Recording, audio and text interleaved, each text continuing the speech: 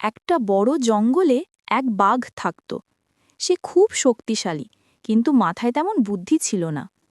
জঙ্গলে আর একটা শিয়াল থাকত। সে খুব বুদ্ধিমান, শান্ত আর বুঝদার ছিল। একদিন বাঘ খুব ক্ষুধার্ত হয়ে খাবার খুঁজছিল। অনেকক্ষণ ঘোরার পর সে শিয়ালকে দেখতে পেল। বাঘ ভাবল, এই শিয়ালটাকেই খেয়ে ফেলি। শিয়াল দূর থেকেই বুঝে ফেলল বাঘ তাকে খেতে চায়। সে ভয় না পেয়ে বলল, গজর ভাই, আমাকে এখন খেলে আপনি পরে অনুতাপ করবেন। বাঘ অবাক হয়ে বলল, তুই এত ছোট, তোর জন্য দুঃখ কেন হবে?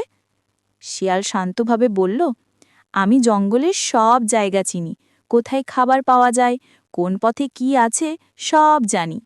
আপনি আমাকে না খেয়ে বন্ধু বানালে প্রতিদিন আপনাকে সহজে খাবার খুঁজে দিতে পারব। বাঘ একটু ভাবল, তার মাথায় তো তেমন বুদ্ধি নেই। সে বলল, তাহলে ঠিক আছে, আজ থেকে তুই আমার খাবার খুঁজে দিবি। পরের দিন শিয়াল বাঘকে নিয়ে গেল একটা পুরানো কুয়ার কাছে। কুয়ার চার ধার ভেঙে গেছে আর পিচ্ছিল। শিয়াল বলল, এখানে একটু আগে একটা বড় হরিণ এসেছে, পানি খেতে নেমেছে, আপনি ভিতরে যেয়ে দেখে আসুন। বাঘ কুয়ার ভিতর তাকালো। কুয়ার পানিতে তার নিজের ছায়া দেখা গেল, কিন্তু সে মনে করল এটা হরিণ। বাঘ সোজা ঠান্ডা পানিতে লাফ দিল।